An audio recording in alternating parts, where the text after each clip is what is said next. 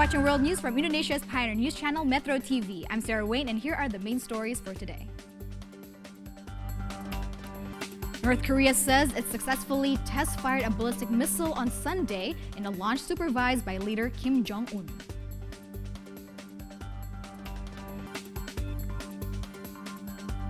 The Turkish government has launched a nationwide campaign to tackle the country's unemployment problem.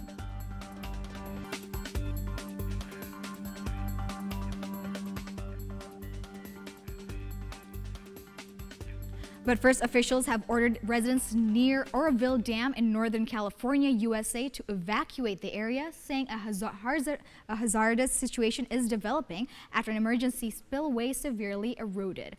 The emergency spillway of one of the nation's biggest dam could fail within an hour, unleashing uncontrolled floodwaters from Lake Oroville.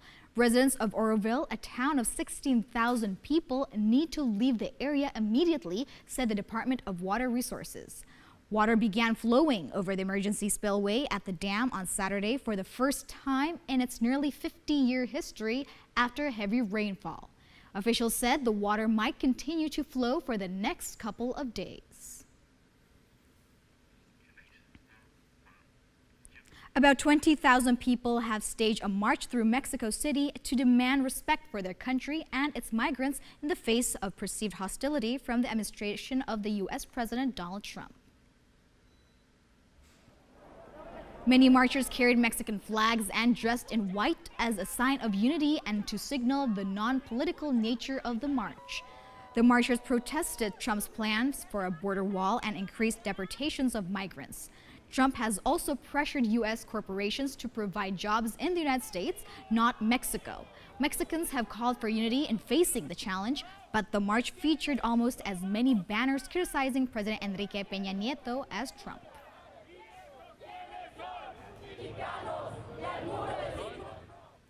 South Korea and Japan have condemned the latest missile test by North Korea as a provocation that will not be tolerated. Harry Fawcett from Al Jazeera has the details.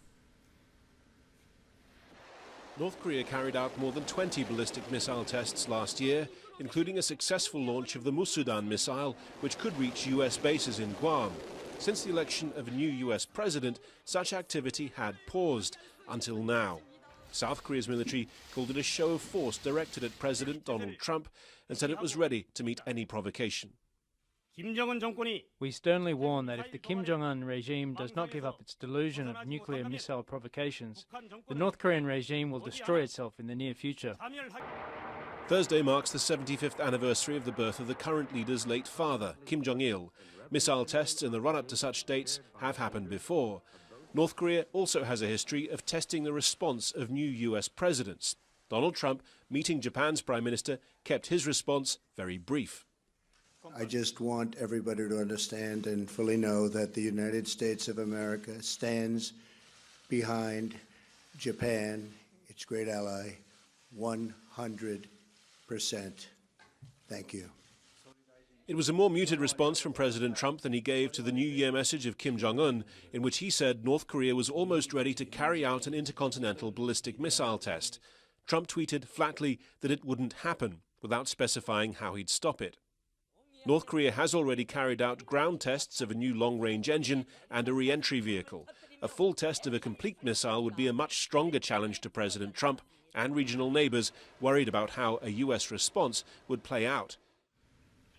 Myanmar's leader Aung San Suu Kyi has called on all armed ethnic groups to sign a nationwide ceasefire. Rights groups have criticized Suu Kyi for not speaking out against military attacks and abuses in minority-dominated regions. Al Jazeera's Yara Boumelem reports. Union Day in a divided nation. Myanmar's leader Aung San Suu Kyi began the ceremony in the southern town of Panglong with an appeal for unity. I want to request to the ethnic groups who haven't signed on the nationwide ceasefire agreement to trust yourself and sign it, and please participate.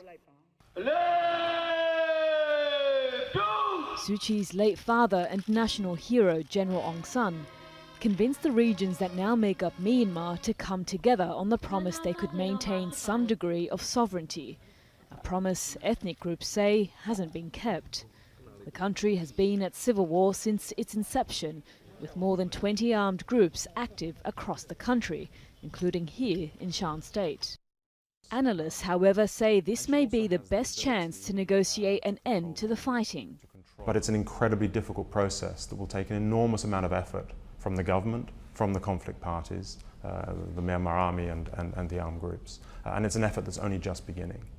Celebrations may be largely symbolic, but they could also serve as a reminder of a time when it was thought the country could be united.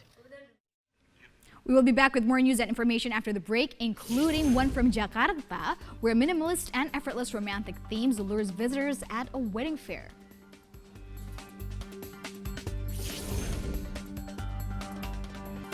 Scientists said the moon, which was thought to be 4.3 billion years old, is actually older.